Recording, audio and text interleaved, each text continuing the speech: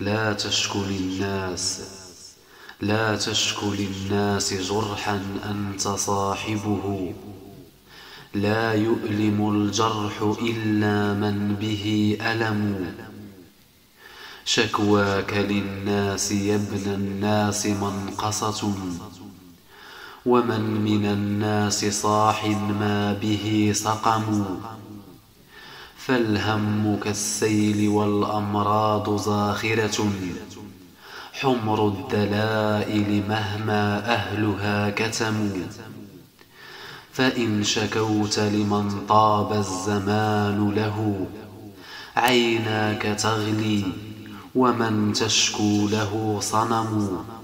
وإذا شكوت لمن شكواك تسعده، أضفت جرحا لجرحك اسمه الندم.